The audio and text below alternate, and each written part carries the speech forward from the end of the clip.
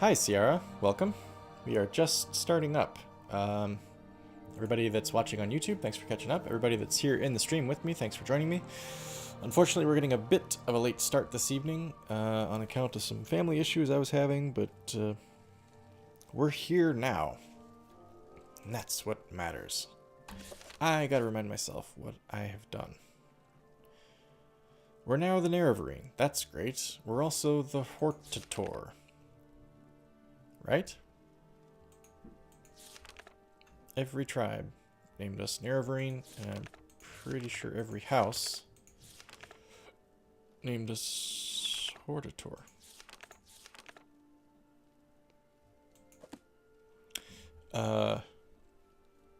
Yeah, right. We just finished the Arabanimson or the Ahamusa. I can't remember which one's which.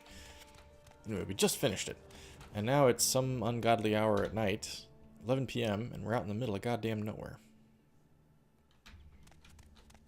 Let's actually say that we're gonna sleep. Let us rest in, or wait in here. It will.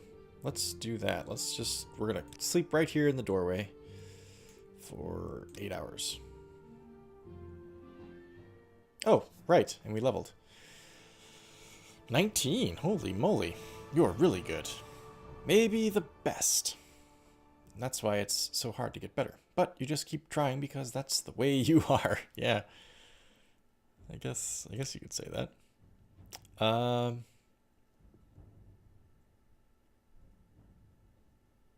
More endurance, more personality seem appropriate. I don't know. I feel like now that we're the Nerevarine and the Hortator, we should probably be a little bit more personable, right? Intelligence is above average, so that's pretty good. Nice. Only here for a few grandkids. Birthday. Nice. Happy birthday to your grandchild, Fletch. Chris. Alright, we've got the David Bowie effect because of our shield items. Okay. So, I think what we said was we were going to go back to Vivek, turn in the Thieves Guild quests that we have to turn in. Hi, Frankie. And, Publican? My God. Thank you, sir. Very generous and kind of you. Hi, and welcome, by the way. I should say hi first.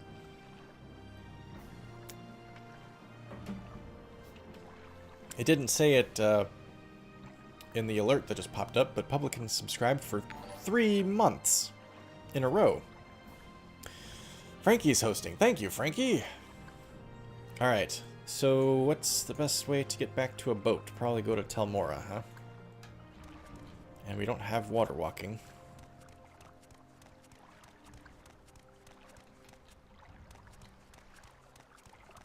I think I may just try to levitate. Do I have my levitate amulet? I do. I'll just levitate till I run out of juice.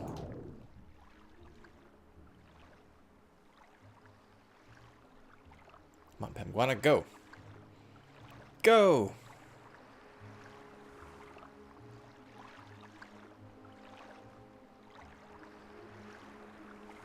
Oh, damn cliff racer. Come on! Make it! Make it! You are so close. We're gonna make it! We're gonna make it! Ah! Oh, we almost made it. Super lizard! It's a bird! It's a plane! It's... Ba-ba-ba-ba! The Nerevarine! Whoa! What the hell? The slaughterfish came out of nowhere.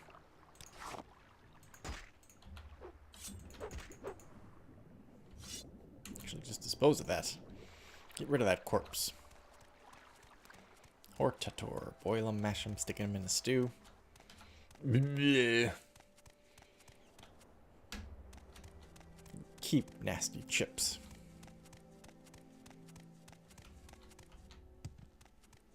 Oh, what's this one? Skateboard bouncing off her head. Sani? No, there's no time. We're the damn Hortator Naravarine bullying floor. We've got a job to do here. Purpose. Place to be.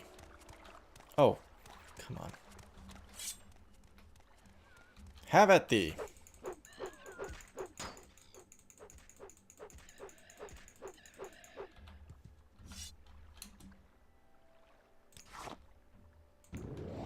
Go!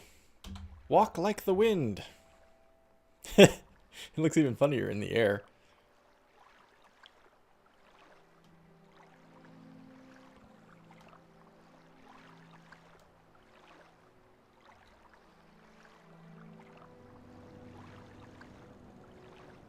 Wait a minute, I'm going the wrong way. Ah, shit. I've been going the wrong way. I want to go this way.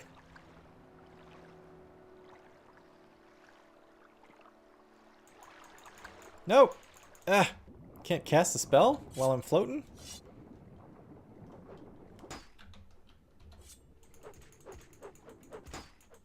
Where's the druid? Down below.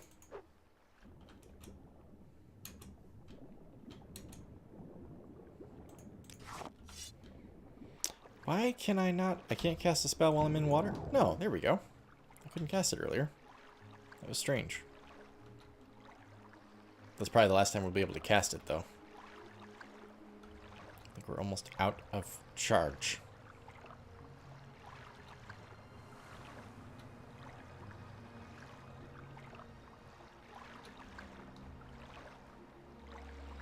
Here am I floating in my purple egg, far above the world. Planet Nern is blue, and there's nothing I can do. Bump, bump, bump, bump, bump, bump, bump, bump, bump, bump, bump, bump, bump, bump. That's my saxophone solo. What? What? Something in the air? No. What? God damn. Leave me alone.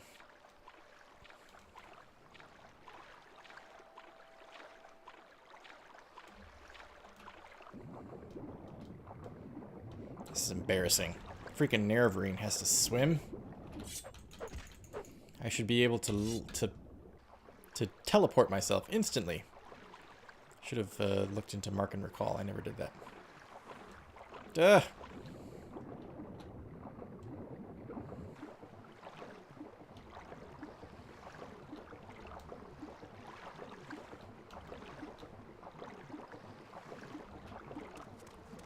Phew.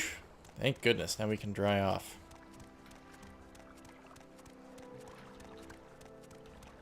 Until we have to get right back in the water, which we do. Am I going the right way? I'm getting close. Yeah, Musa Camp's dead ahead.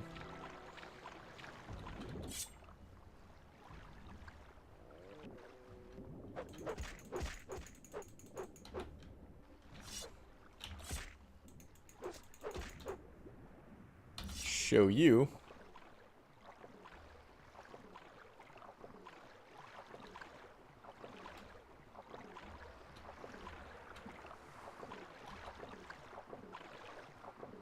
It's a weird swimming sound effect.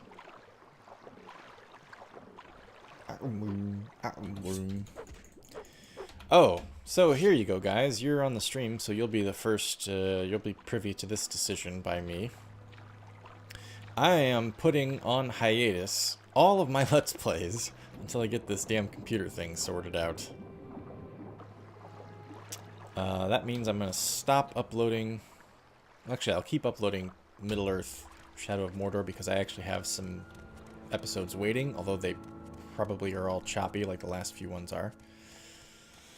But I'm going to... Oh, goddamn. I'm going to hold off on Grand Theft Auto. In fact, I think I'm just going to restart Grand Theft Auto because of the music issues. And I think I'll just restart it and tell myself, okay, anytime you get into a car, turn off the radio. I am optimistic. Harry, that thing's dead. Our good friend Harry on Discord suggested to me, I've basically run out of ideas of what to do to try to fix this thing, apart from get a new computer, which I can't afford right now. But Harry suggested to me popping open the computer and hi Metro, reapplying the what did he call it? Thermal paste, which is apparently an adhesive type thing that goes on or around your CPU. He's thinking that maybe the CPU is overheating, which I could see how that could be the case. And he said reapplying thermal paste might actually help. And given that my computer is going on 7 years old, it's a little over 6 years old, it could indeed be the case that the thermal paste is all dried up and worthless. Will it solve the problem? I don't know. But I'm not going to record any more videos until I have tried it to see if it fixes the problem. If it doesn't fix the problem, the current Let's Plays will be on hiatus, and I'll find games that my computer can handle, which probably means like old games, because Grand Theft Auto came out in 2008. You'd think I'd be able to handle it. My computer came out, I bought my computer in 2011, and I upgraded it in 2013. So there's really no reason why I can't handle a game made in 2008, but it can't. It's all choppy. So, this weekend, probably Friday night or Saturday, I'm going to Castle of the Winds? Maybe. Sure, why not? This weekend I'm going to go to Micro Center and buy some thermal paste. Hi, Walter. Don't apologize for your lateness. I am the one who was late. You'll remember. Sadrith Mora, I think. This weekend I'm going to go to Micro Center, get some thermal paste, open up the computer, reapply it, blow the whole thing out, get the dust out of there and stuff. Wait a minute, I don't want to go anywhere here. Put it back together, and then hopefully it works. So great. In either case, I'm going to stream probably on Saturday and on Sunday this weekend because family is going to be out of town, or so they are planning anyway. And they're going to be out of town all next week as well, which I think means that I will try... I can't... Vivek Foreign Quarter. Yeah, there we go. Which means that I'll try streaming maybe even a couple nights next week. Maybe Tuesday night. Maybe Wednesday night. I don't know. But I can probably start like within an hour of getting home from work. I don't have to wait till 8 p.m. Eastern Standard Time. I could just start like pretty much as soon as I'm done eating dinner. Dire Peril Part 6. You know, I'm going to upload a video to YouTube to explain to everybody, because obviously you guys here in the stream, and those of you on Discord as well, are a relatively small percentage of the audience that watches my videos on YouTube. So I was going to upload a video to YouTube explaining, yeah, the computer sucks right now, I'm going on hiatus with these Let's Plays. I'll try to get it sorted out within the week. We'll see. But I was going to name that video, when I do upload it, Dire Peril. So, Dire Peril's back. Hopefully it'll be a much shorter issue this time. I'm reading Walter's announcements here. Fiancé studying for a couple of accounting master's tests. Nice. That's good to hear, Walter. Okay. Now, I gotta remind myself where we're going. We're going to... I really hope it's Simple Solution 2, Ciara. That would be awesome. I know we have to go see Gentleman Jim Stacy, who is in... I've forgotten where he is. And we need to go to the temple.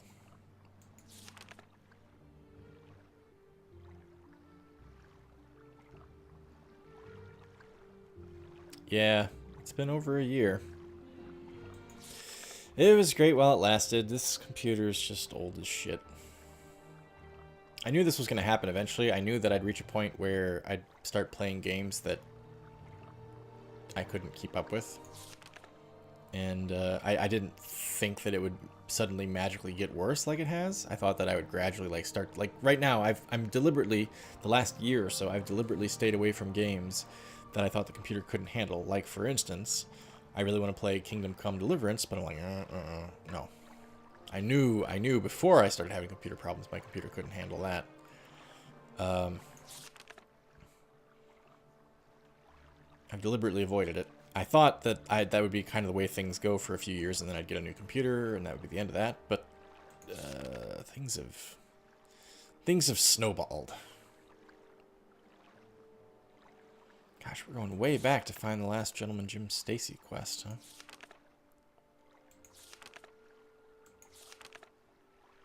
Just gotta remember where the hell he is. That's the problem.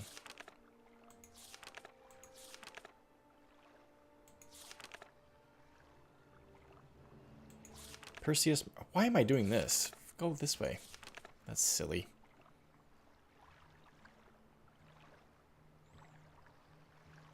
Perseus Mercius. Gentleman Jim Stacy. Where are you, Gentleman Jim Stacy? Vivek. Basement of Samine Freeland. 4 1/4. Okay, that's where I am, right?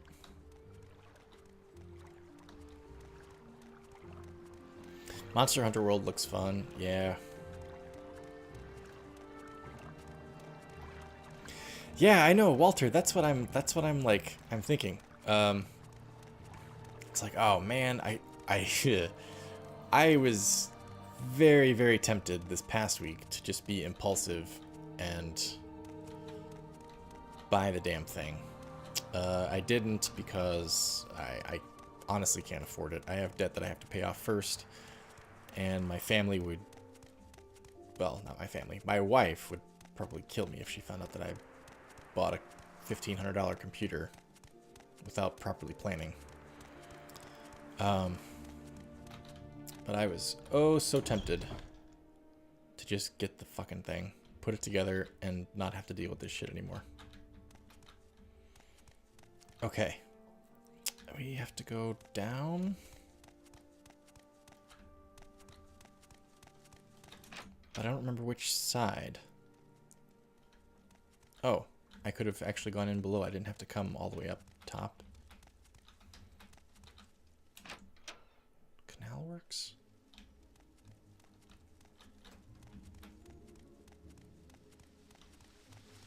Okay, I'm starting to remember. Is it... It's not the Clothier. Yeah, you do have an advantage there, Ciara. Saving money is not a bad thing. I do have some clothes to sell, don't I? Like, don't I?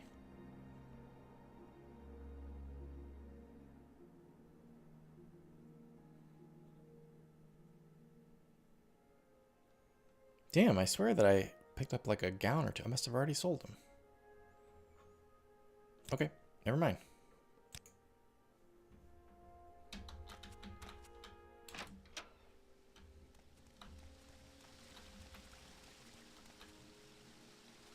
Trader. Ah! Trader. Trader would be useful right now. Excuse you. If you want something, now's the time to talk. Does it suddenly seem darker to anyone else? I feel like it's darker. 300 gold. Lady. I don't get out of bed for 300 gold in the morning. Oh, right. I have... What cuirass do I have on now?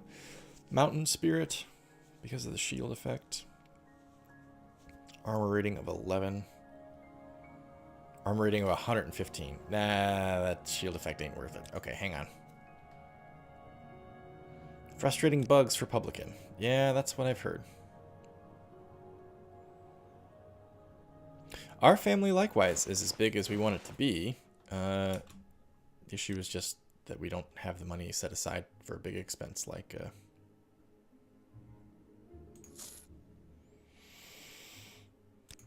like a computer. That's all. Dorker? Definitely. Ah, look at that. She put it on. Now she's got... We're too... Oh, I don't have a glowing egg anymore? I thought I had some other item that did shield effect. Oh well. That's fine. It looks better on you. Good, Walter. That's great. Okay, hang on a second. Let me... Just brighter, I think. Needs to be brighter. Don't want to break in.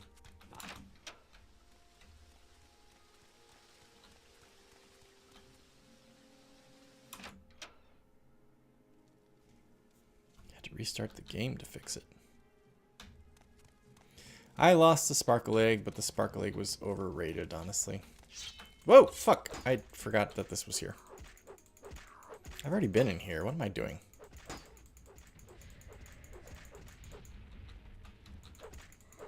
Two Bone Lords.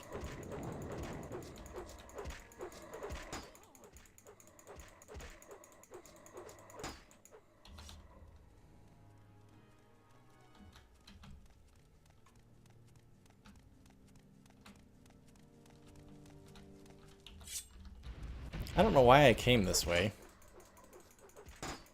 Yeah, the hell.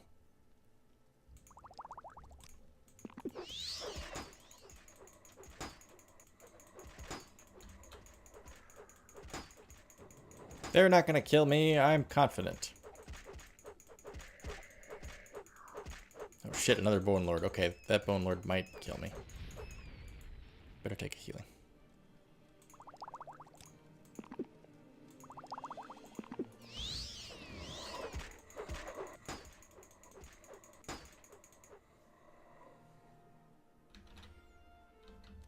Right. Okay, why did I come here? This isn't the way to Gentleman Jim Stacy's. Whatever. Monsters in Vivek? I don't know.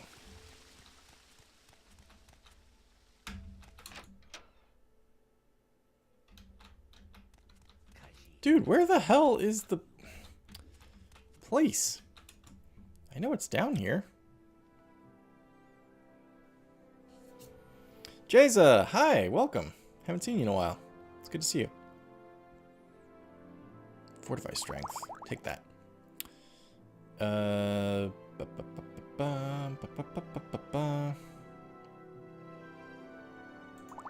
that.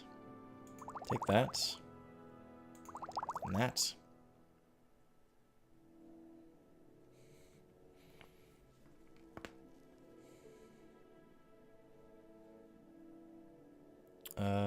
One of those.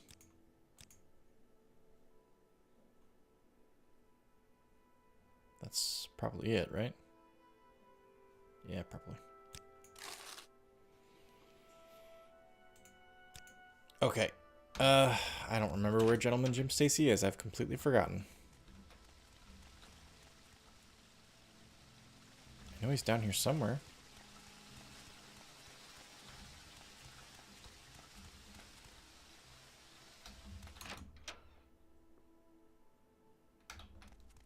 Oh, he's in here. Damn, that took me a while. I am never too busy. Oh, no worries, Jayza. I don't mind at all. I will be streaming this weekend on Saturday and Sunday. Probably sometime like starting around like 3 p.m. Eastern Standard Time. Well, So if you can calculate where that is where you are, it may be a more convenient time for you. I'm not sure. Gentleman Jim Stacy. Oh, should I put the gloves on? I should probably put the gloves on. I think I already turned this quest in, but let's put the gloves on anyway. Whoops. Sorry. I sent you to speak to Perseus Mercius and see if he was willing to help us fight. He was. Well, it sounds like Perseus came through after all. I can already think of a way to make use of this. In the meantime, here's some clink for your pockets. Jace's in New Zealand. Jayza and Harry both are from New Zealand, huh? Journal's been updated, 500 gold. Let's talk advancement. Congratulations, Pemguana. You are now Pemguana the Mastermind. Awesome. How about some jobs? based on what Perseus Mercius told you, I think we can win over Adis FireEye if we can find the Bitter Cup. Oh boy.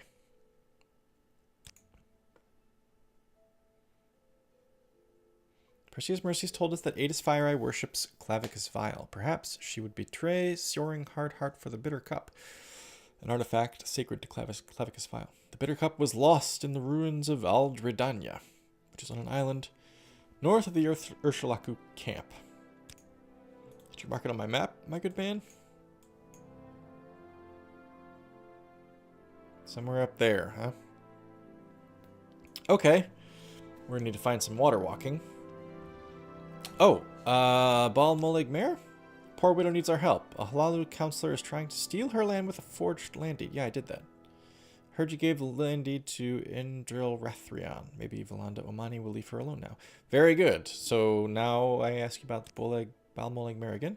One of our brothers stole from the wrong man. I need someone to return the blade Enamor. This is Enamor. A guild member stole it from Salen Serethi, a noble and generous buoyant armiger.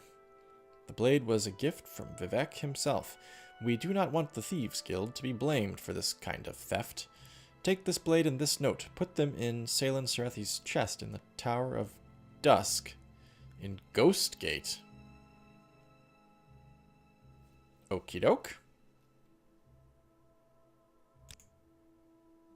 Just take the blade. You know what I gave you. Okay.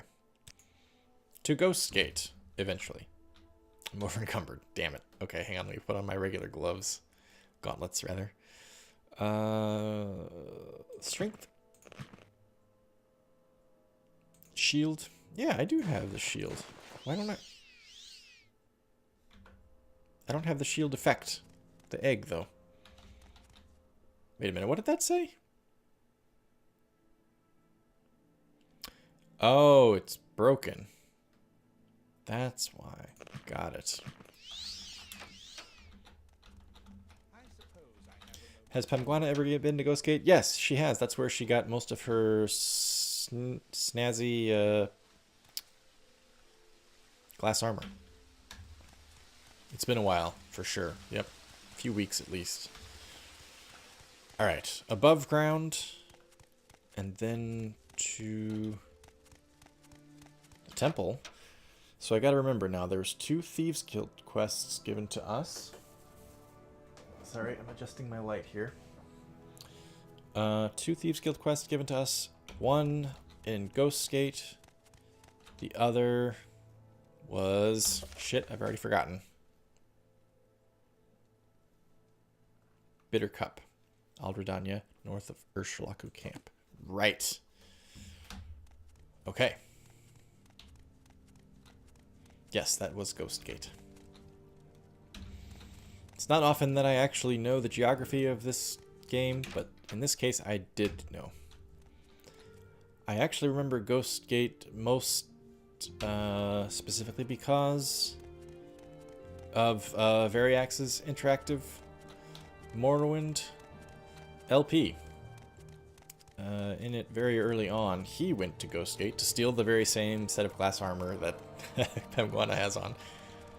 Because it's one of the better sets in the game, and it's available to you without having to fight off a bunch of monsters, provided you can successfully steal it. Okay, where do I want to get to? I want to get to the temple, which means I need to go that way. Oh, shit. Whew, okay. Speaking of oh shit, should I heal myself? I should heal myself. Where's my balm amulet?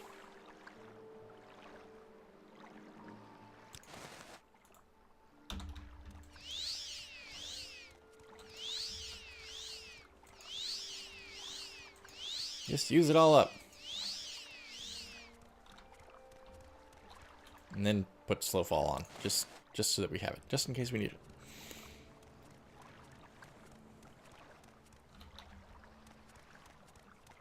Wait a minute. Make sure you know where you're going. Either way appears to be fine. This way, then.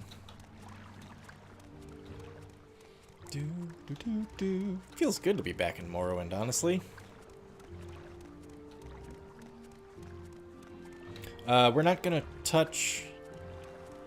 We're not gonna touch, Dishonored tonight, obviously. And I think we might actually just play Morrowind until 10:30. That's my time, so, like, maybe for another 40 minutes to an hour.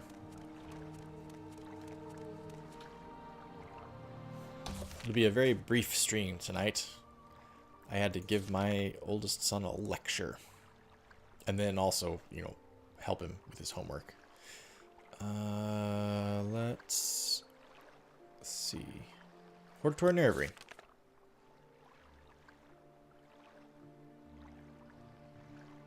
Sarioni.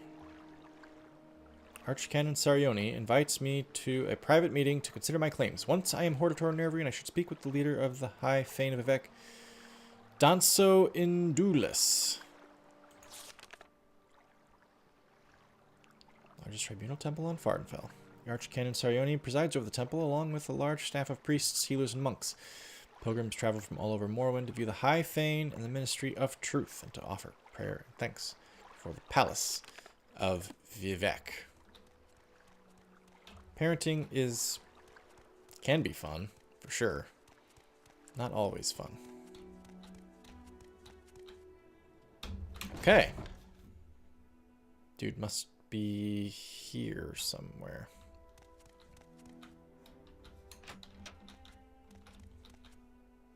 If you don't leave now, I shall call the guards. I'm looking for the Archcanon, dude. Do you know where he is? Nah. Pemguana Nerevarine? Lies. Superstition. Why do you defy temple teachings? And worse yet, now we learn you are an agent of the Emperor and an outlaw. I warn you, just because I talk to you, don't think everyone will. Others reach for weapons when they see an outlaw and heretic. That reminds me, why,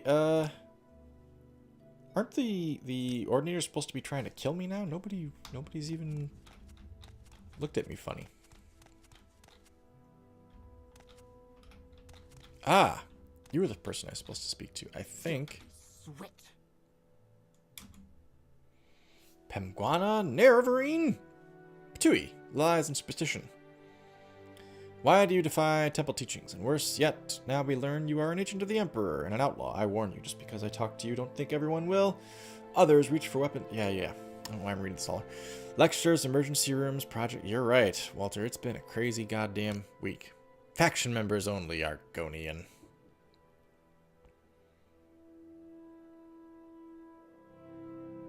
Okay. What was I supposed to ask you about, damn it? Look at all these options. This is absurd. I've heard people criticize Oblivion for having too few dialogue options, but I'd take Oblivion over this. This is a mess.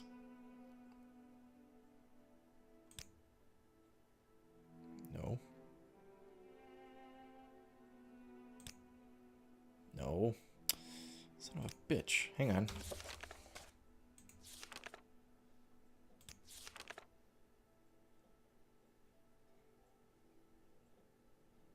Danso Indulis to arrange the meeting. That's you, right?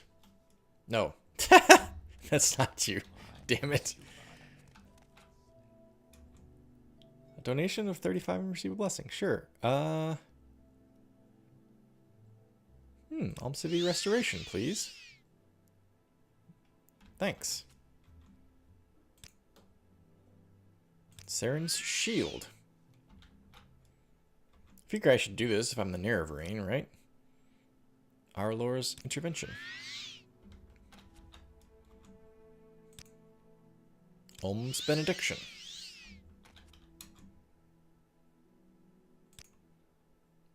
Roris's Bloom. Realm's Grace.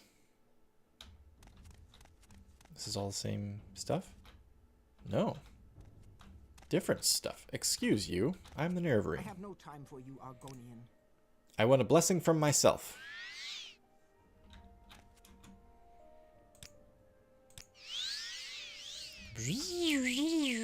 Vivek's Fury.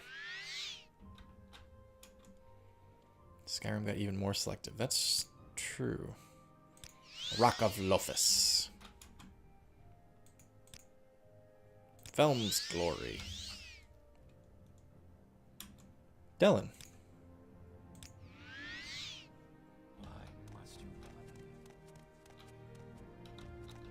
Dude, where is this bloke? Shit. But that's where I have to get, isn't it?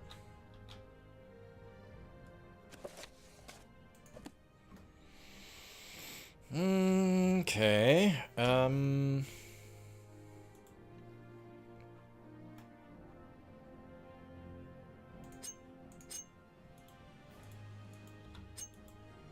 Let's do a little invisibility, huh?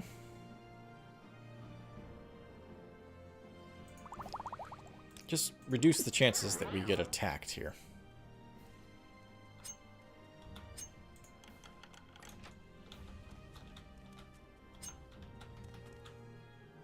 Saryoni?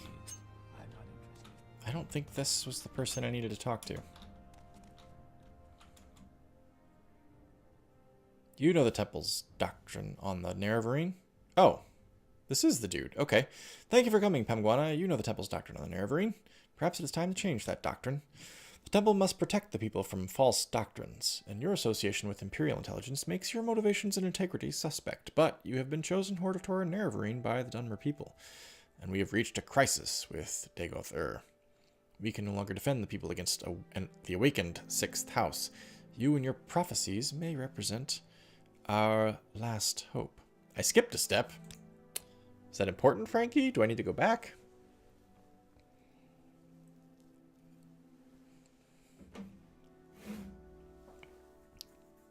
I'm guessing not, since it says here I can meet with Vivek. Our situation is desperate. But I would rather have you hear the details of our situation and the circumstances leading up to that situation from Lord Vivek himself. He has asked to see you. Would you agree to a private meeting with him and hear in person what he has to say? Vivek and Nerevar reunited. Very well. I will meet with Vivek. Good. Here are 2 keys. One to the private back entrance to my quarters. Oh, really? A back door, huh? To your hind quarters?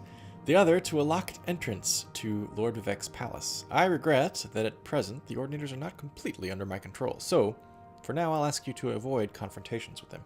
Lord Vivek is expecting you.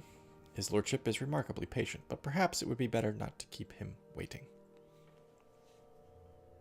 So why did you give me a key to your hind quarters? Okay.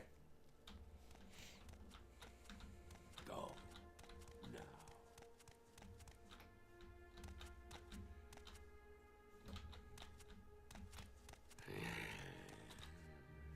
Oh. The hell is this? We end all talk now. Alright, so this key doesn't mean anything. Doesn't help me, does it?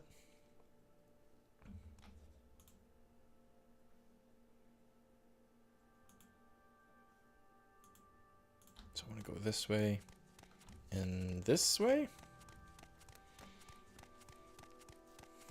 Skipped a step. Nope, just stop talking to someone else to find this dude. Okay. Skipped talking, right. Well, well, well.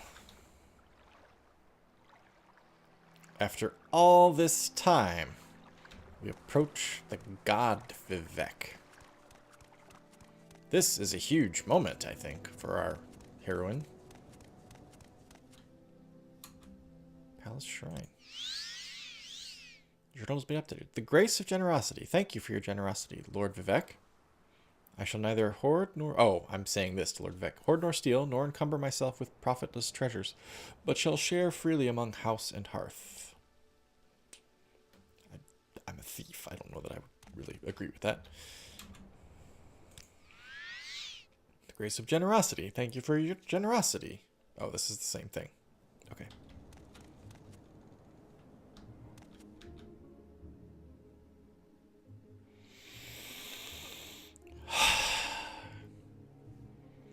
Big moment. Do I need to unlock the trap, or can I just open it with the key?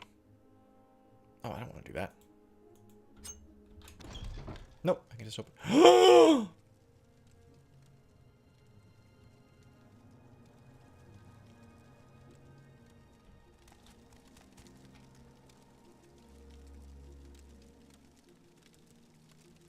Pretty freaking wicked, dude.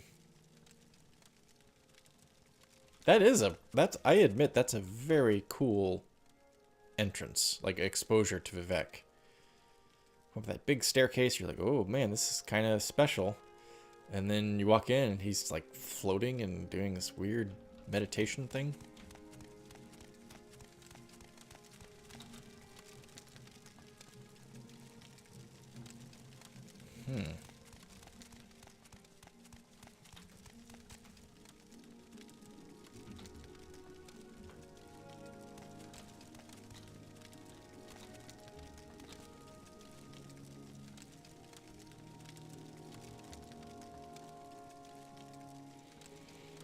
Here she is.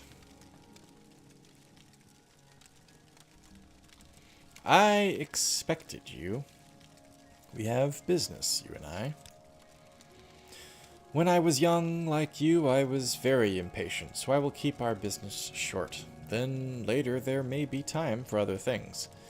First, I propose to remove my curse upon the Nerevarine and the persecution of the dissident priests, and proclaim to all Morrowind that Pemguana is the incarnate and Nerevarine, the prophesied savior of Morrowind, and the last hope to withstand the menace of Dagoth-Ur and the Sixth House. These things I will do, whether you wish or not. Next, I propose to surrender to you the power and responsibility of defeating... Good, now kill. Now Republican, no. Of defeating Dagoth-Ur. You may choose to refuse. I will not compel you. You will receive the power as a gift, in the form of an artifact called Wraithguard. You may accept the gift, then do with it as you will. You will receive the responsibility as an oath. You may give your oath, then keep it or break it as you like. First, will you accept Wraithguard as a gift? Good point, Walter. That's an equivalent, yeah. Yes, I accept Wraithguard. Maybe it depends? No, Pemguana's very convinced that she really is the Nerevarine. She's seen a whole bunch of crazy shit. And she's pulled off some things that she never thought she'd be able to do herself. So she accepts there's this power within her. Good. Sensible of you. And now, will you give your oath before all gods and men, before all spirits, visible and invisible, before my honor and your honor, to dedicate yourself and Wraithguard to the defeat and destruction of Dagoth-Ur and the preservation of Morrowind and its people? Yes, I so swear. Not very sensible, but very good. I was hoping for someone who would have no hesitations about making such an oath. You will now have a brief, momentary sensation of time passing. Don't be alarmed. You are being taken out of time in order to avoid the unpleasant experience of learning how to use Wraithguard. It will be over before there is a brief sensation of motion in total darkness, floating, but without a sense of weight or direction. You know it. Now I will notify the temple that you are our champion. There shall be no more persecution of the dissident priests, and I hope both sides shall swiftly be reconciled. We have time for questions if you like. Or you may leave as you wish, but I think there are at least two things you ought to know before you leave. How to use Wraithguard and how to defeat Dagoth-Ur. Okay, but I can't ask about Wraithguard. Let's ask about Dagoth-Ur then. Let's ask about Dagoth-Ur first by himself. Dagoth-Ur is the former Lord High Counselor of House Dagoth. He was of Lord Nerevar's generation, older than we, and a mighty sorcerer and enchanted in life. In his sustained shadow immortality, that's a weird phrase, he appears to be a highly intelligent, severely deluded immortal monster with unparalleled supernatural abilities. He appears by turns lucid and deranged, compassionate and bestial, profoundly wise and profoundly disordered. In short, he is a mad god.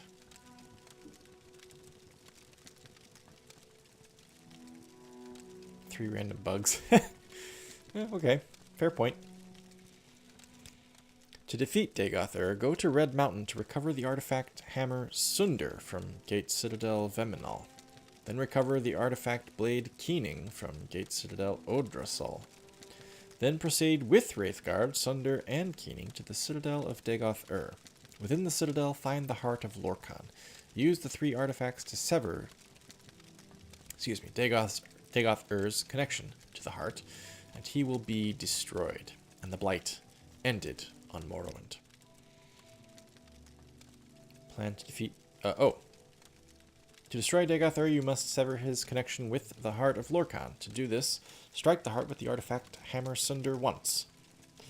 Then strike the heart more than once with the artifact Blade Keening. You must wear Wraithguard because you cannot handle either Sunder or Keening unless you are wearing Wraithguard. That is the short, simple explanation. Here is the long, detailed explanation written down for your convenience. Read it, study it, commit it to memory.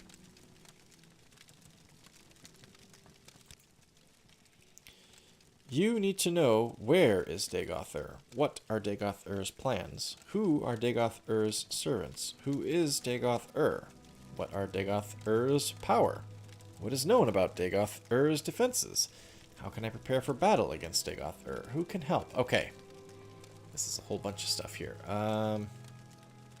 Where is he? Dagoth has never ventured out of the Heart Chamber, place under Red Mountain where the heart of Lorkhan lies. It is there or nearby that he is constructing a new god, a Kulakan, also known as a second Numidium. We know nothing for sure, but we have learned much from interrogating 6th House cultists and victims of dream compulsions, and from our study of Dagoth actions. The temple scholars and inquisitors have prepared a document, Dagoth plans, that summarizes what we know or suspect. Take this copy. It is also available in my library. Servants? Chief among his servants are his 7 brothers, the Ash Vampires, powerful Heart Wights, and cunning sorcerers of old. These creatures appear to die, but always are revived at the heart. Somehow Dagoth has conferred some portion of his immortality upon them.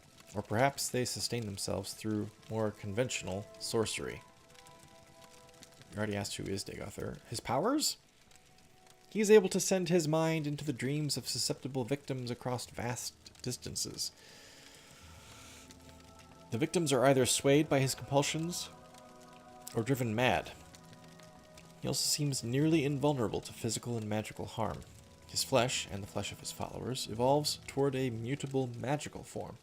Dagoth in the highest ranks can control the distorted manifestations of their flesh. Lower ranks lose control of their bodies and become mindless, corpus monsters. Defenses? Confer with the Ordinators and Buoyant Armigers garrisoning Ghost Gate for the latest information about the defenses of the citadels of Dagoth and his Heart-White kin. Okay, I'm going there anyway, for thieving purposes.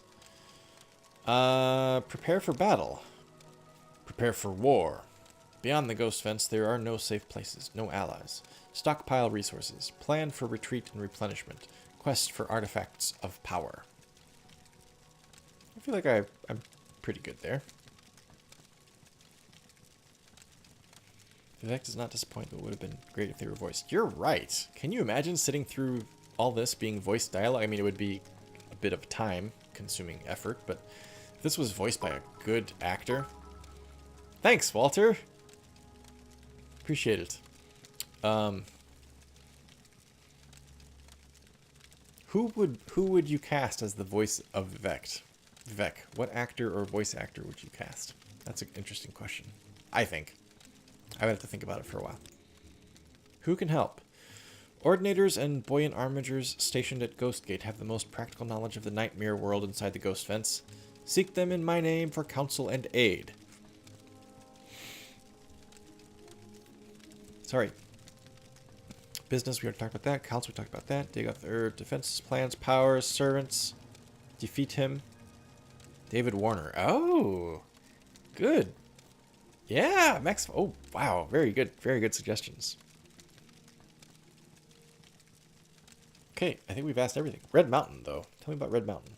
In my library, I have made available 2 conflicting accounts of the events of Red Mountain. In my own true account, and another false account, common among the Ashlanders and preserved in the Apocrypha. I don't care whether you believe my account or not. I leave it up to you to judge which is true. Clip I heard of the voice they plan to give him. I don't think anyone can voice his warrior poeticism.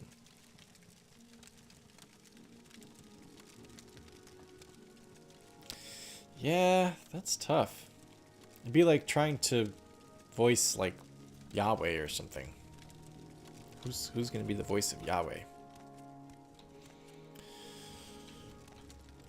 This was weird, but not unpleasant. Thank you, Vivek, for your assistance. I'm glad that you are stepping out of the way of the Nerevarine and allowing them to do their job, especially since it's me.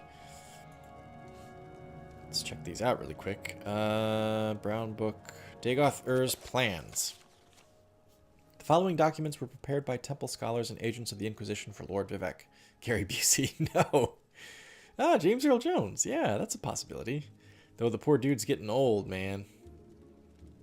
His voice work in Rogue One, he sounded like an old man.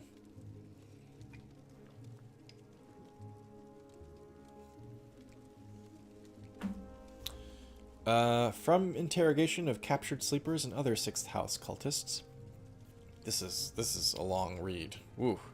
We might actually just read these documents and call it quits at this point. From interrogation of captured sleepers and other 6th House cultists. From study of manuscripts written by cultists and victims of dream-induced mania. I'm reading Sierra's comment here. Very patient, calming voice. Yeah, it needs confidence, calm sounding, like you said, Sierra, and it also needs a little bit. There needs to be a little bit of menace, just a hint of menace. Jeremy Irons is Caius Casades. Yeah, that's a good choice. I liked the David Warner and Max von Sydow mentions because I feel like they have that hint of menace. David Warner especially. They got that little bit of like, something about this guy I shouldn't trust. I feel comfortable around him, but something's off. I don't know, that's kind of how I feel like Vivek would be.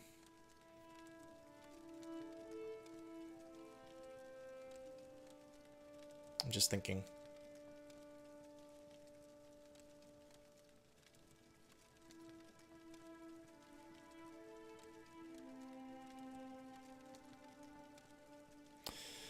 Yeah, who would be Vivek? Warrior poet. That's true. It's tough to think of somebody who would be a warrior poet. Metro mentioned that.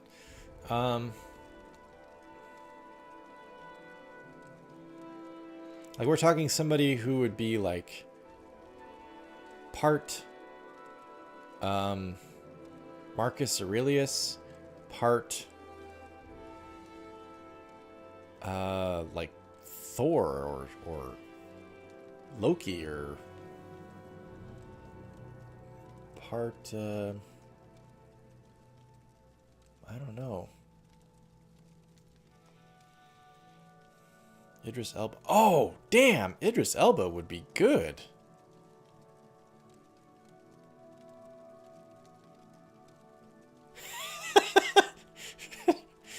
Shitty cross of Morpheus and a busted Terminator. No, that just sounds crappy, actually. Yeah, Idris Elba. Oh god, not Tommy So. David Keith.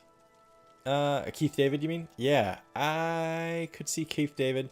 Keith David is a little bit too paternal sounding to me. He can do menace though, that's true. Mads Mikkelsen. That's a good choice, but I feel like Mads Mikkelsen lacks kind of an otherworldly quality. Idris Elba, though, I don't know. There is something about that I like. I couldn't place it. Tommy Wiseau would be a disaster.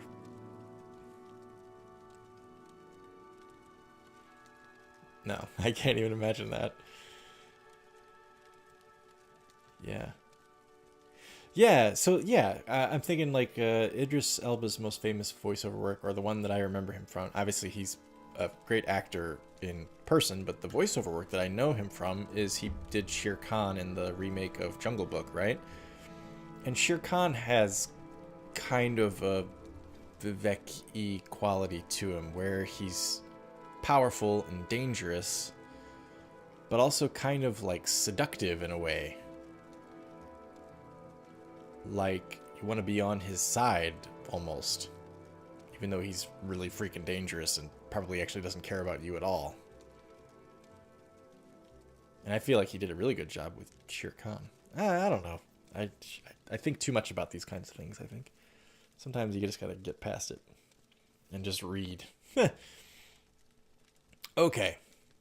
Interviews with Lord Vivek concerning historical campaigns against Red Mountain, and from broad conjectures and inferences made upon these materials, this is our best estimate of Dagoth Ur's motivations and objectives in this most recent phase of his war upon Morrowind.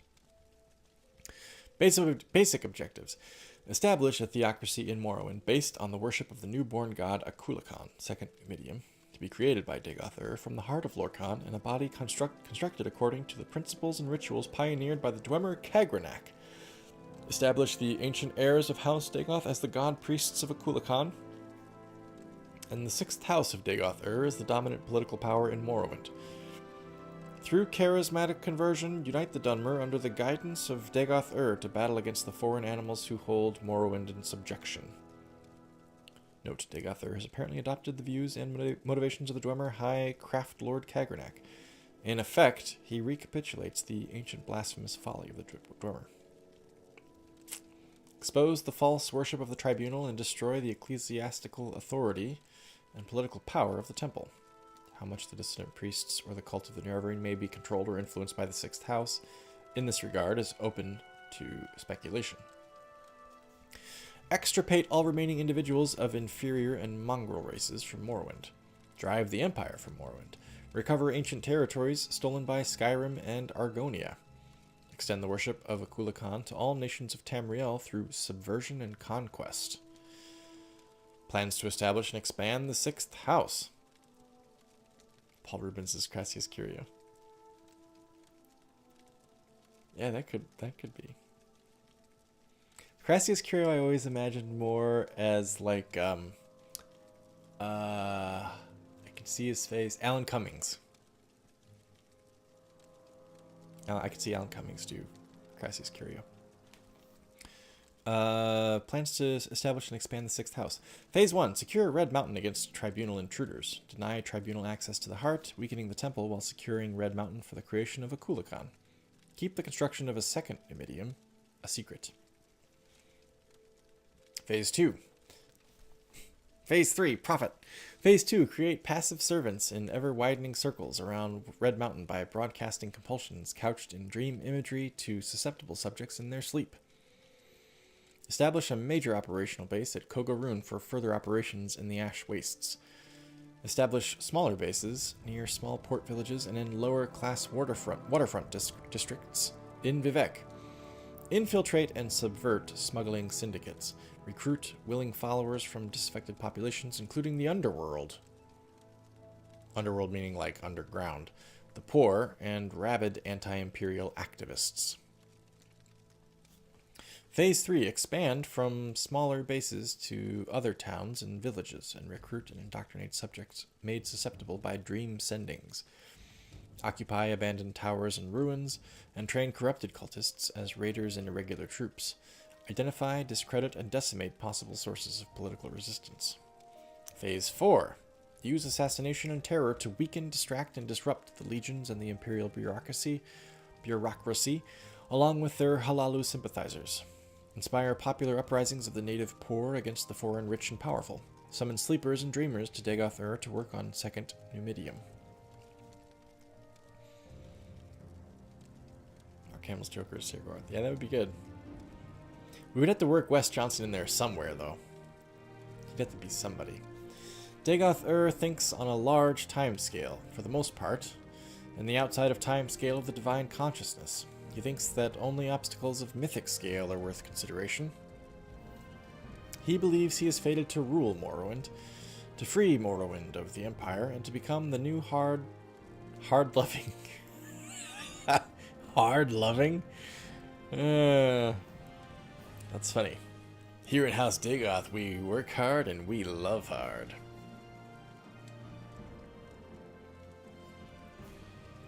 Hot stuff coming through. The new hard-loving father of Morrowind. Given that perspective, the only opposing forces Dagoth worries about are the Tribunal, the Daedra, the Emperor, and the Incarnate. Well, that's a lot, really. Tribunal's pretty powerful. The Daedra are just freaking everywhere, anytime they want to be. The Emperor has all of Tamriel behind him, basically. And the Incarnate. Me. I'm nothing compared to them. With the Tribunal's loss of Sunder and Keening, and with the diminishing resources of Vivek, Amalexia, and Sothasil, Dagoth believes he has permanently gained a decisive strategic advantage. On a mortal timescale, the battle may last for centuries. But the outcome is not in doubt, and Ukula Khan may be a device for dramatically reducing the timescale for a decisive victory. The sixth house is risen. Hi. You didn't have to change a single word of that, Metro.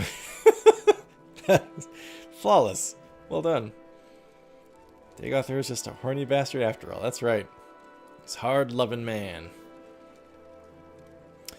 Dagoth is... yeah. On a mortal timescale, the battle may last... Right, we read that.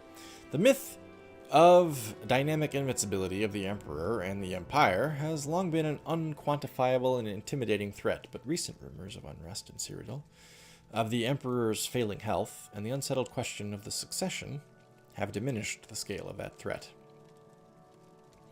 Nonetheless, the revelation that the Nerevarine is a pawn of Imperial intelligence, handpicked and sent to Morrowind by the Emperor himself, may cause Dagoth considerable anxiety. This is taking an unexpected turn. Is it really that unexpected, Walter? I was just about to say, if we talked about sexy whalers for like 5 minutes that one stream, I can only imagine that somehow House Dagoth would become equally sexy. The Dreamer USP. Pages of Goldmane. Yeah, Publican's on the same wavelength I am. Put those sexy whalers in House Dagoth. So here's a question. Yeah, you're right. These long reads do go this way. Here's a question for you. What would have happened if the Nerevarine had lost? We're talking lore here. What would have happened if the Nerevarine had lost and Dagoth had conquered Morrowind and then moved against the Empire, right? Because in the Oblivion Crisis, we see that if you move against the Empire, Akatosh himself will step in if he can be mantled, and fuck shit up himself, right? So would Dagoth having defeated the Nerevarine, would he have succeeded in conquering all of Tamriel, or would something like the Oblivion Crisis have happened, where either the Emperor himself or one of his heirs would have mantled Akatosh and destroy Dagoth? We'd eventually get another Nerevar incarnate. I could see that. I could see that being the case, Metro, but presumably before the Nerevarine would ascend to an age where they'd be able to fight, or ascend to an age and a power level where they'd be able to fight Dagoth, Dagoth would be pushing against the Empire, right? And presumably winning.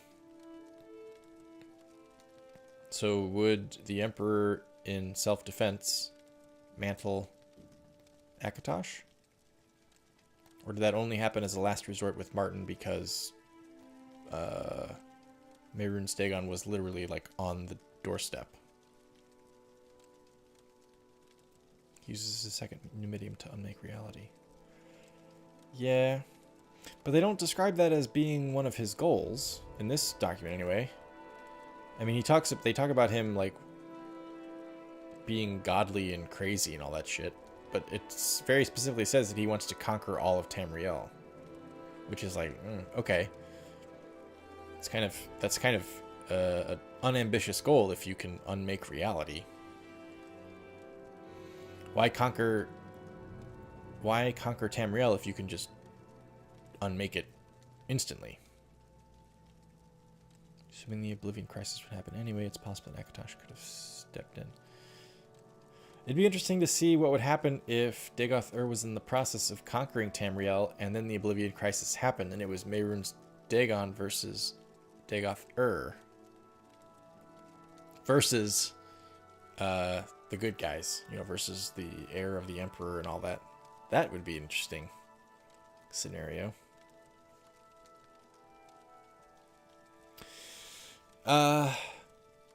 Anyway, yeah. Dagoth are considerably. We're never going to get through this at this rate. The Daedra represent no coherent obstacle to Dagoth-Ur. Nonetheless, their personal abilities and their influence upon their fanatic followers is considerable. Their motives and actions obscure, and Dagoth-Ur remains concerned about them. The Incarnate represents Saint Nerevar, a mythic force that has previously defeated Dagoth-Ur, and Dagoth-Ur is obsessed with this threat. At the same time, Dagoth-Ur knew Nerevar personally, knew that he was a mortal man with faults and weaknesses. Dagoth-Ur may have some hope of seducing or negotiating with Nerevar's reincarnation. Further, when Nerevar and the Tribunal defeated Dagoth-Ur, they were strong and allied. Now the Nerevarine and the Tribunal are weak, opposed, and divided. Therefore, though the Nerevarine and the Tribunal represent the most serious threat to Dagoth-Ur's plans, he still has good reason to believe that this time he will prevail. Reading Metro's comment here.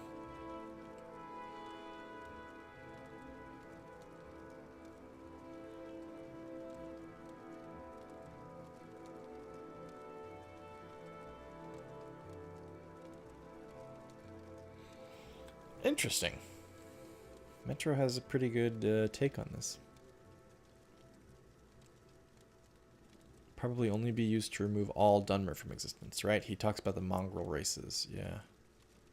If the machine was as strong as the drummer original was, and if the original did in fact remove them from reality. I see. Because we don't really know what happened. We don't really know if Numidium could do that.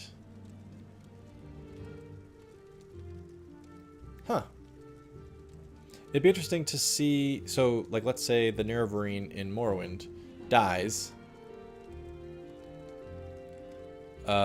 facing off against Dagoth-Ur in this game, right? When the Nerevarine dies, presumably Nerevar can be reincarnated in a newborn. It'd be interesting to see a story where Dagoth-Ur wins, goes on to try to conquer all of Tamriel. Meanwhile, the Emperor is like, he finds the Nerevarine and he's stalling for time, waiting for the Nerevarine to grow up and train and all this stuff. He's like, I need 30 years. You guys got to buy me 30 years. Hold him off. That'd be kind of interesting. Let's see. Still has good reason to believe that this time he'll prevail. A recent timescale of Dagoth-Ur's activities. Much of the following timescale is based on inference from incomplete information. Before 2E882, Dagoth-Ur and his kin lie dreaming beneath the sills of Red Mountain. 2E882. Dagoth-Ur and his ash vampires awake, refreshed. Refreshed? Oh, good. They had a nice nap. Important that they awake refreshed, not just, you know, they don't want to be groggy.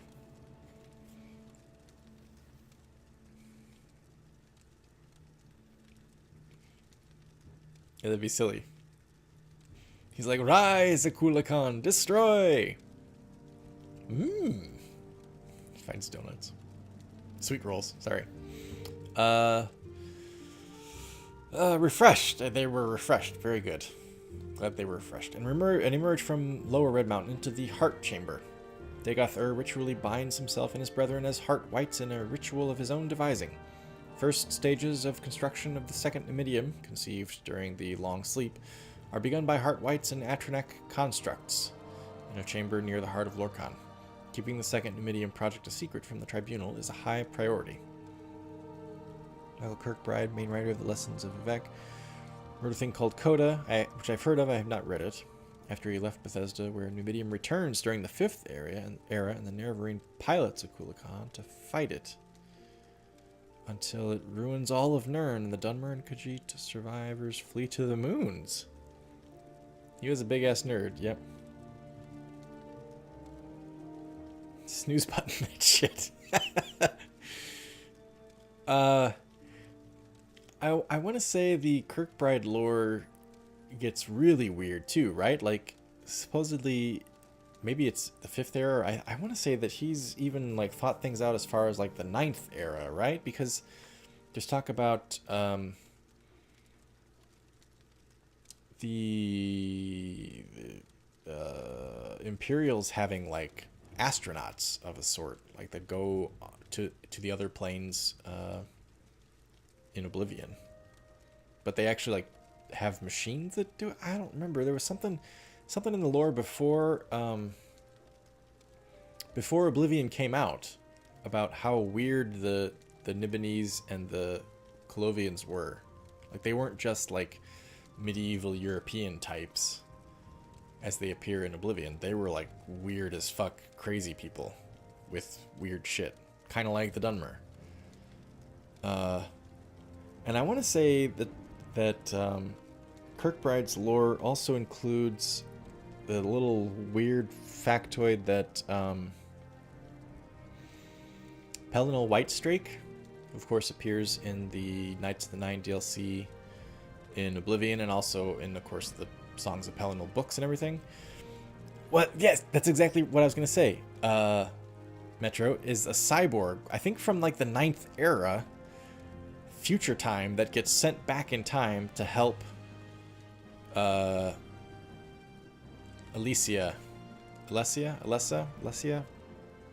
Saint Alessia, conquer the aliens, I think. Word about Pelennor being a cyborg with a laser arm getting sent into the past in space by a rival space mining company, along with the Altmer Queen. And Elder Scrolls Online. That is so weird. I've read a little bit of Kirkbride's lore. I've never read Coda. And I always felt like the lore that he's describing isn't the same universe that I've played in game, which could be true because his influence, I think, is most represented in Morrowind, right? And slightly lesser in Oblivion and Skyrim, though he was still a consultant, I think. But yeah, his stories about the future of the Elder Scrolls universe always seem like, what? Really? That's where it goes? Like, that seems strange, which I guess you should expect, given how strange his lore was in the games themselves. I don't know. I remember seeing a thing, we're getting way off track here. I remember seeing a thing that he talked about. He was talking about the Dragonborn, because apparently even though he wasn't involved too terribly deeply in the creation of Skyrim, he was a consultant on the lore and stuff. And he talks about the powers, the shout powers that the Dragonborn has are just not a weaker, but like, it's just the tip of the iceberg of the real power behind shouts. That there's something even crazier and bigger that's attainable, but that nobody's ever attained. Like, even the dragons don't have it. Just like, what the fuck? Like, what was he thinking? Like, I want to know what that could possibly be. No idea. But it's weird and kind of crazy. I don't know. Yeah, Publican, I agree. I also kind of ignore it. Interesting, but it's also kind of like, it's like alternate history theories, like in the real world. It's like, yeah, okay, yeah, that's fun to entertain for a bit, but that's not the real world. It's kind of how I feel about Kirkbride's stuff. It's like, oh, all right, neat, but I don't feel like that's what the Elder Scrolls really is. Anyway, yeah. 2E882. Tribunal arrive at Red Mountain for their annual ritual bathing in the Heart's power. Dagoth and Ash vampires ambush the tribunal. The tribunes are driven away and prevented from restoring themselves with Kagranak's tools at the heart of Lorkhan.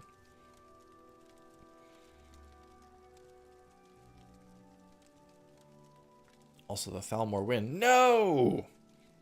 Damn! The Nazis of the Elder Scrolls. 2E882 to 3E417. Intermittent tribunal campaigns assault Red Mountain. The tribunal and supporting forces seek to force access to the Heart Chamber, but are repeatedly driven back. Dagoth recruits sleepers and dreamers through dream sendings. Cultists are recruited through dream compulsion.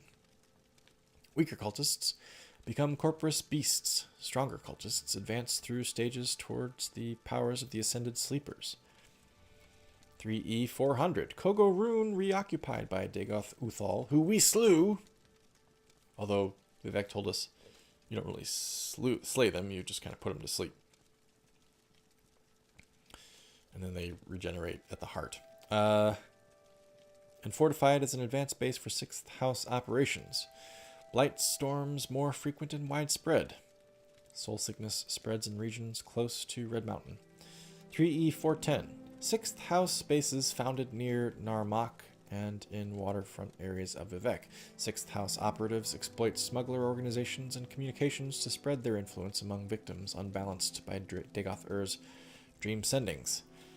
3E415. Small cells of 6th House cultists in every town in Vardenfell. Larger 6th House operations are concealed in remote dungeons where creatures are bred and cultists are trained for the coming struggle.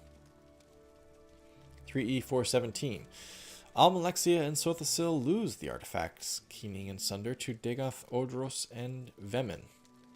Vivek rescues Almalexia and Sothasil, but failing to recover Keening and Sunder, the tribunal retreat from Red Mountain in disorder. Surviving Buoyant Armiger companions know the tribunal was forced to retreat, but do not know how serious a reversal the tribunal has suffered. The 3 tribunes return to their respective capitals and continue to perform their ritual functions. The tribunes continue to grow weaker without access to the heart, because of resources required to support the Ghost Fence. The inner circle of the temple priesthood has begun to suspect the tribunes have suffered seriously from wounds and demoralization in the wake of the reverses at Red Mountain, but do not recognize the scale of the problem. 3E426 to 427. Campaign of 6th House assassinations of prominent Imperial citizens and Halalu Imperial sympathizers. Sudden increase in number and seriousness of attacks by cultists and victims deranged by soul sickness. Noted with concern, Dagoth can apparently perceive and communicate directly through his cultists. Sleepers and dreamers are often reported speaking as though with Dagoth voice and intention. Little is known about the features, scale, or stage of completion of Akulakan, 2nd Numidium. No one has gained entrance to the Heart Chamber since 2E282. In 3E417, Keening and Sunder were captured, and may substantially aid in Akulakan's construction. Saying the Thalmor win is like saying Billy Zane gets Rose in Titanic. I didn't see what the... Oh, Metro? Is that you, Metro? Thank you. Coda is the only true canon. There are Dragonborns in the 36 lessons that can shout the outcome of battles whenever they shout happens. I think I remember reading that. Yep. Of course, all the Emperors were Dragonborn too, right? Though we don't hear of them shouting, I don't think, except for Tiber Septim. Also, the Thalmor get crushed by Numidium from time and space. God damn. Shit gets crazy. Saying the Thalmor win is like saying Billy Zane gets Rose. I recently rewatched Titanic with my family because my wife really likes it, and both my kids are interested in the Titanic because they're at that age where it's like, huh, really? This giant ship sank and a bunch of people died? That sounds cool. So we watched it. And I remembered how goddamn good Billy Zane is in that movie. He's fantastic. He's perfectly evil. He's a great villain. Plan to defeat Dagoth Oh my god. Alright, we're going to read this, and I think then we're done for the night. For the past 20 years, the Tribunal have tried unsuccessfully to execute this plan. However, we failed because we were required to stage an assault and simultaneously maintain the ghost fence to prevent threatened large-scale breakout of Dagoth-Ur's blighted hosts. With the Nerevarine leading the assault and the Tribunal free to devote their full energies to maintaining the ghost fence, this plan has a greater chance of success.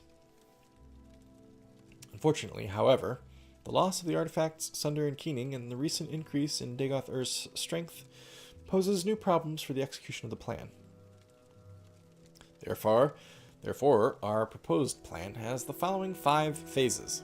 Phase 1, a series of aggressive raids to scout inside the ghost fence. Okay, has anybody done that? 2, a series of aggressive raids to neutralize Dagoth-Ur's Ash Vampire kin and recover artifacts from the bodies of his kin. Has anybody done that? I feel like I'm the only one.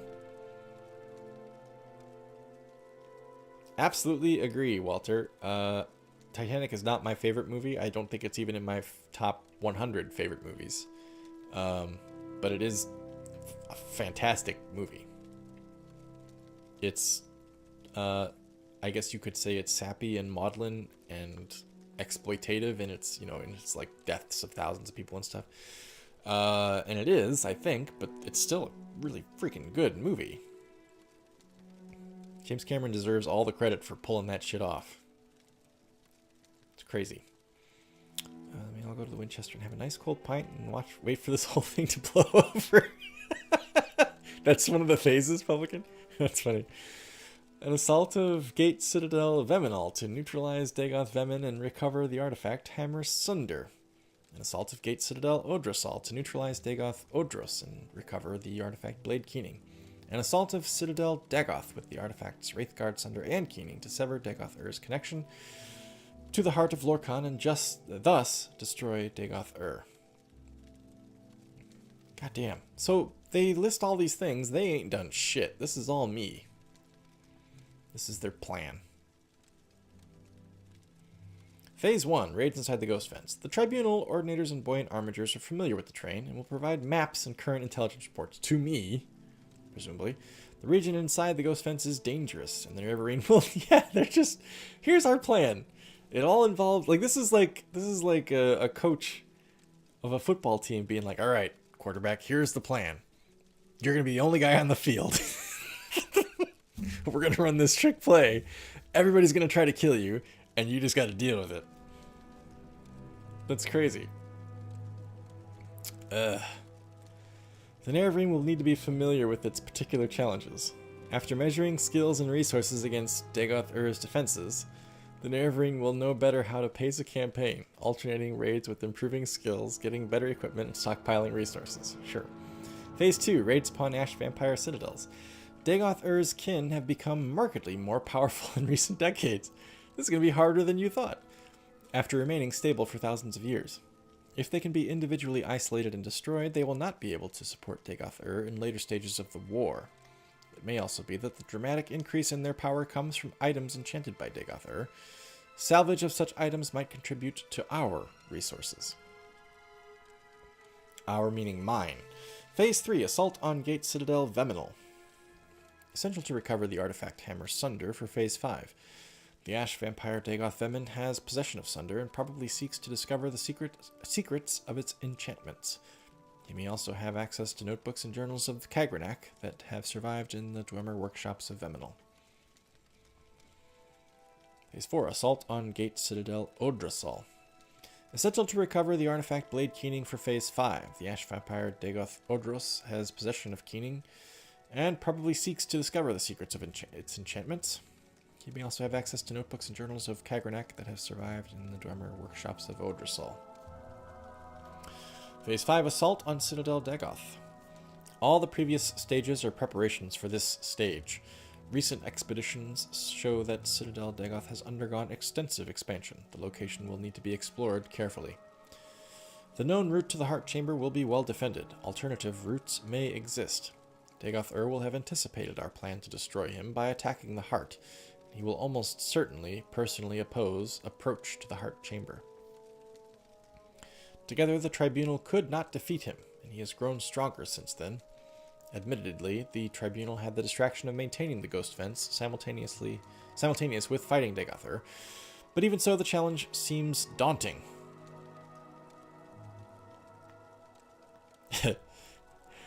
Pray for Nerevarine to F shit up. Phase 1, wait for Nerevarine to show up. Phase 2, shit on Nerevarine prophecy so no one believes it. Phase 3, Nerevarine is here because we helped somehow. You could argue that they were intentionally making it difficult to wean out false prophets, false Nerevarines, right? To get to the real deal without wasting their time, I suppose. But you would think when they say, hey, here's our plan, we need to weaken Dagoth before we kill him. Instead of just saying, we'll count on this one person to do it, you'd be like, hey, send, like, they were talking about how we have buoyant armigers and ordinators. Send a freaking army in there. Kill as many blight monsters as you can, and as many ash vampires as you can. And then whatever you can't clean up, then the Nerevarine walks in, right? I don't know. Kill some old guy and get magic powers from some heartstone thingy in a volcano. Phase 2, blank. Phase 3, profit with a PH. That's good. Tribunal made the ghost fence. What else do you want from us? Hi, Orange. Oh, we started late. We didn't start till about an hour and a half ago. So we're gonna actually probably wrap it up here as soon as I'm done reading this, but I'm less than halfway through, so it might be a while yet. I've gone on long digressions to this point, including about the hard-loving Dagoth. The adoption of this phased campaign seems to offer the best chances for success. In retrospect, the Tribunal's decision to directly assault Citadel Dagoth, rather than proceed step by step through lesser objectives, must be seen to have been a serious error. The Tribunal did not feel it had the option of a slow-paced and deliberate campaign, given that they had many other competing priorities, not the least of which was the maintenance of the Ghost Fence and the outer defenses surrounding Red Mountain. The Nerevarine, on the other hand, should be best served by a careful, step-by-step, where did I go? Advance, with the additional advantage of building confidence along the way while successes would undermine Dagoth own assurance in his defenses. Employing Kagranak's tools against Dagoth How many failed incarnates were there? I'm sure this next guy will do a good job all on his own, just like we said. Vec can just keep floating and meditating. Yep. We're not going in there. It's dirty. Maybe they just don't want to go in there because they know how hard-loving Dagoth is. Look, we had a safe word and he ignored it. We're not going back there. During mythic times, the gods took and hid Lorkhan's heart beneath Red Mountain as a punishment for creating the mortal plane. I didn't think that the gods took and hid it. I thought that the gods killed Lorkhan. Dureni Tower, right? Adamantine Tower. That was like the gods, the Aedra's meeting place, like their Mount Olympus, basically. And they met there and they killed Lorkhan, or had his body or whatever, dismembered him, took his heart, and then like, I thought they threw it. Or shot it with it, like Trinamax shot it with a bow or something, and it flew across all of Tamriel and landed at Red Mountain, and the act of it landing is what caused the formation of Red Mountain in the first place. Like there was no mountain there before; it was just land, and then the heart hit it, and boom, you get this island of Vardenfell, and the mountain forms over it. That's what I thought. Maybe I'm wrong. Oh, Walter, there's a thread on Discord for that.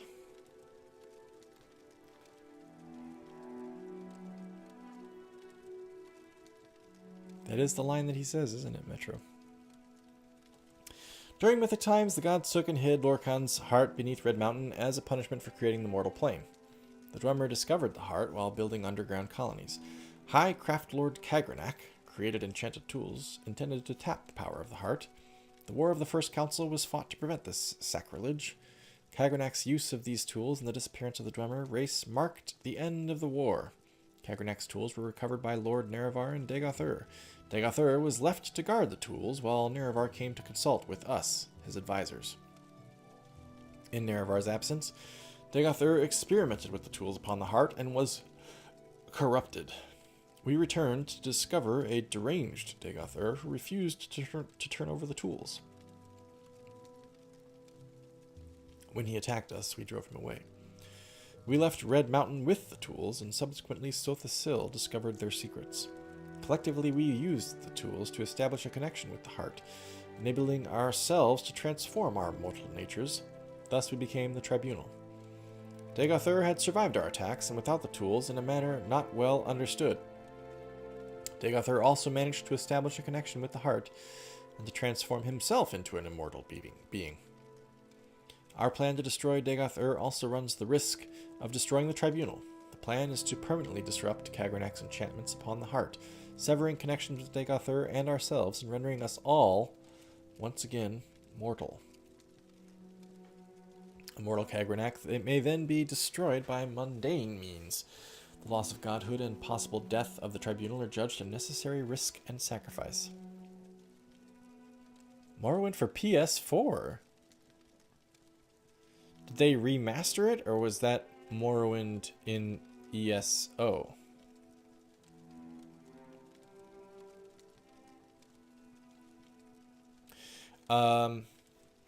So here's a question, right? So Lorcan is the person who tricked the gods. He's the Aedra who tricked the gods into, or was he a Daedra? I forget which. Anyway, he tricked the gods into creating Nirn, or Existence, Mundus, right? ESO expansion. I was going to say, I didn't think they remastered it for PS4. That'd be crazy.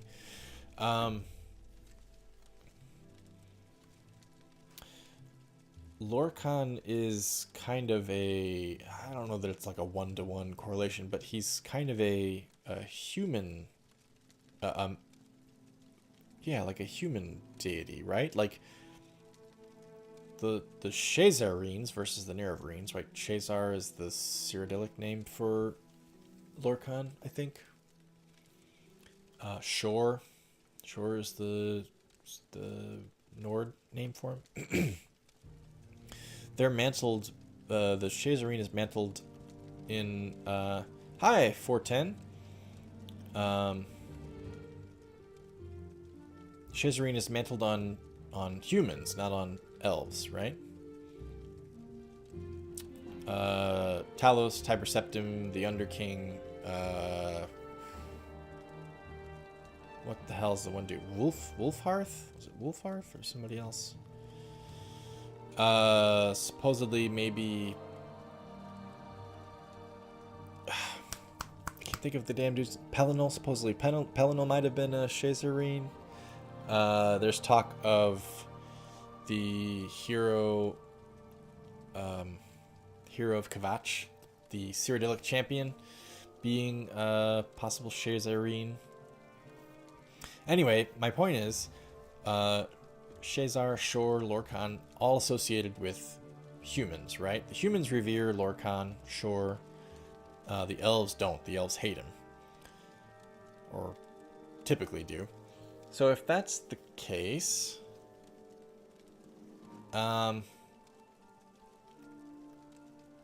would the Tribunal be cool with getting their power from the heart of Lorcan? I mean, obviously they are, but they're drawing their power from a god that was more human affiliated than elf affiliated. That's kind of weird. I don't know. Maybe it's not weird. I don't know. It strikes me as kind of weird, though. Anyway, the normal procedure for establishing connection with the heart is a 3-step process. The wearer of Wraithguard strikes the heart with the hammer Sunder, causing the heart to produce a pure tone. Then the wearer of the Wraithguard strikes the heart with the blade Keening, shattering the pure tone into a prism of tone shades. These tone shades are then imprinted upon the substance of the wearer of Wraithguard, giving him an immortal and divine nature. Whoa! Interesting. Pemguana's ears perk up. Immortal and divine, you say? The Nerevarine will not be taught the secret rituals required to perform the 3rd step. Really? Okay. So I'm not going to be a god, huh? Instead, the Nerevarine will strike the heart with keening for a second time, causing its tones to diverge into unstable patterns of interference. Further repeated strikes with keening will further disrupt the tones, with the ultimate result of shattering and dispelling Kagranak's original enchantments, binding the heart, thereby severing the heart's links with Dagoth and with any surviving heart wights, and with the Tribunal, destroying Kagranak's enchantments on the heart. Will also stop the corrupt diffusion of the heart's divine power and end the blight on Morrowind. My understanding is that they did it with the greater good in mind, or at least that was their excuse. That was their excuse. I get the feeling, my impression of the story of Nerevar and the Tribunal is always that Nerevar was the one who was being the good guy. He was like, oh, ooh, this is weird. We beat the drummer, that's great. But what's all this weird heart shit? He's like, we need to figure this out. And while he went off, Dagoth used it and became a god. And the Tribunal used it and became a god. And then when Nerevar confronted them about it, he was like, hey, what the fuck, man? We weren't supposed to use this shit. We don't know what it does, or we don't know, what, like, we don't understand it completely. He didn't approve, and the Tribunal killed him. That's what I always think happened. Of course, the Tribunal says that Dagoth killed him, but there's a lot of clues, and I think it's deliberately left up in the air, right? But there's a lot of clues in the game and in the lore that Vivek actually murdered him, and Almalexi and Sothasil were complicit, or if not conspirators. Take this risk. Be warned! The Nerevarine cannot safely equip either Keening or Sunder unless wearing Wraithguard. The Nerevarine will be injured every moment while holding either of these artifacts unless protected by Wraithguard. Persistence will be rewarded with death. If Nerevarine can equip an item while not wearing Wraithguard and receive no injury, the item is a counterfeit. Ah, okay. One last note. Dagoth must not get hold of Wraithguard. The Nerevarine must prepare and use a recall or Almcivi intervention if there is any risk of death or capture. Yeah, agree, Metro. And I think there are even clues in his sermons, in Vivek's sermons, where it makes it seem like he's trying to let you know what he actually did. Like I agree, Publican, I totally agree. One of the sermons of Vivek, I forget which one it is, but the first letter of each paragraph, it's about the Tribunal and Nerevar. It's one of the sermons about the Tribunal and Nerevar specifically, and the first letter of each paragraph of the sermon spells out foul murder. So it's like Vivek's trying to tell the Nerevarine, hey, I can't say this, but we did kill Nerevar. I don't know. That's the impression that I got. And I agree. I think that the Tribunal was like, oh, Dagoth became a god, huh? We could have that power for ourselves. And Nerevar was like, what? You shouldn't have that power for yourself. So they killed him. And took it anyway. Anyway, the element of surprise. Dagoth will not expect you to destroy Kagranak's enchantments on the heart. He does not know it is possible. He would not do it himself, and he knows... We've never tried it. He will not expect you to destroy. He doesn't know that it's possible to destroy the enchantments? Then why does he care if I get in there? Like, obviously he doesn't want me to kill him. But you already said that he's going to be guarding the heart. If he doesn't know that I can fuck it up, why would he care if I got to the heart or not? He knows we have never tried it. He will not believe anyone would want to sacrifice the promise of such power. Further, advancement in House Dagoth, as in all great houses, is by challenge and confrontation within the hierarchy. The Nerevarines' challenges and defeats of Ash Vampires in battles with the 6th House will be viewed in that light. Dagoth and his kin may assume the Nerevarines' ambition is to control the heart. Given that... Oh, okay. That might be why he's trying to protect it. Got it. I don't feel very... I don't care for Dragon Breaks. I understand why they went with them. For story reasons, but it kind of feels like it's It's like, yeah, we don't really know how else to solve it, so Dragon Break, sure, whatever. Everything happened. All possibilities happened at once. Dagoth and his kin may assume the Nerevarines' ambition is to control her, right? Given that assumption, it is only reasonable that the Nerevarine would try to defeat each of Dagoth subordinates in turn, working up to Dagoth. If the Nerevarine can defeat Dagoth and control the heart, so much the better.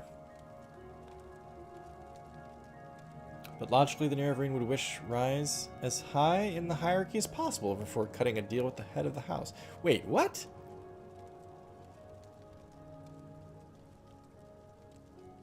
Given that assumption... Okay, so Dagoth assumes that I want to control the heart. I don't, but he says that he assumes that I want to. Given that assumption, it's only reasonable that the Nerevarine would try to defeat each of Dagoth subordinates in turn, working up to Dagoth. Okay.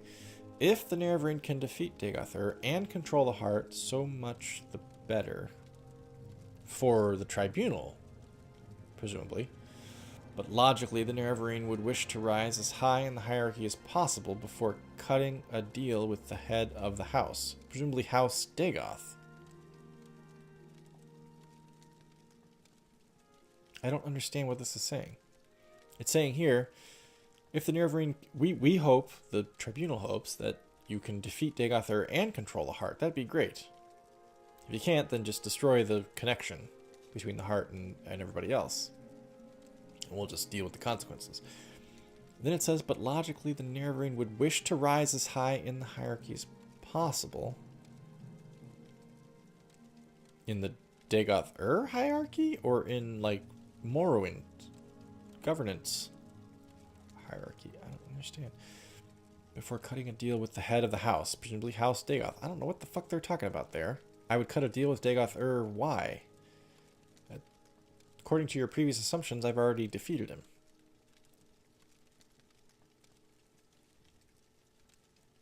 Oh, maybe I should just keep reading. They're talking about if I betray them.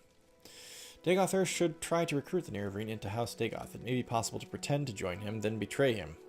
However, any attempt to deceive him will be very risky. House Dagoth has a tradition of subterfuge and treachery, as do all the goddamn Dunmer. And because he is a deceiver, he will expect deception.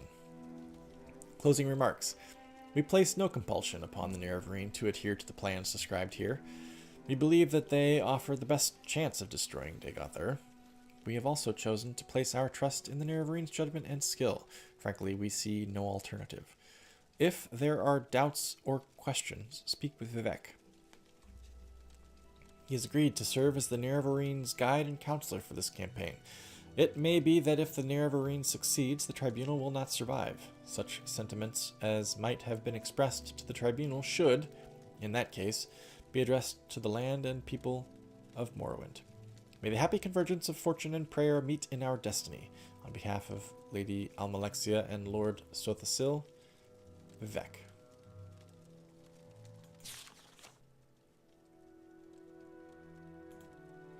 They sure didn't try very hard, did they?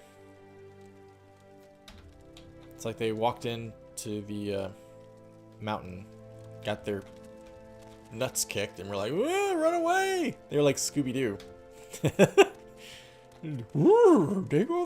They ran off. All right. Well, that's where we're gonna actually end it here. We're gonna pretend that the Nerevarine sits down and meditates at the feet of Vivek.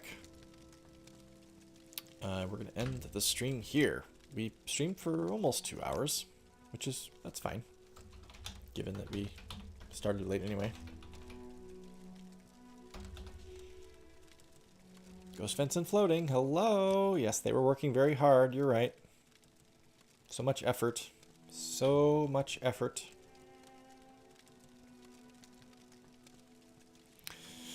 Yeah, so everybody, thanks for watching. I apologize for the late and brief nature of the stream tonight, but as I said earlier, I'm anticipating that I'll be able to stream on Saturday and on Sunday this weekend. Keep an eye open on Discord or on Twitter. I will, of course, announce it there before we start. I hope to see you guys there. Hope to see a pretty good-sized audience there, I would think. Certainly more than we would usually get on a Thursday night. And we'll do some Morrowind. We'll do maybe some Darkest Dungeon. And maybe some other things too. I don't know. The world is our oyster. So until then, everybody, take care. Have a good night. Thanks again for watching. Oh, yes, let me plug Straight Edge Panda, our very own Ciara, has a stream that she does every Friday evening, starting at, I think, what ends up being about 4 p.m. Eastern Standard Time. Skyrim is the game being streamed. Check that out if you're interested. How much effort it takes to maintain an 8-pack. Is that Vivek that's maintaining the 8-pack? Good night, everybody. Thanks again. I'll see you this weekend. Take care. Bye.